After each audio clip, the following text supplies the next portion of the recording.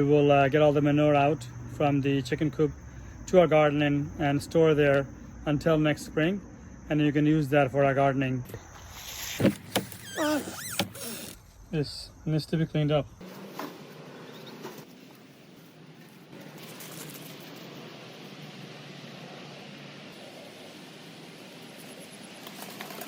What have you done so far?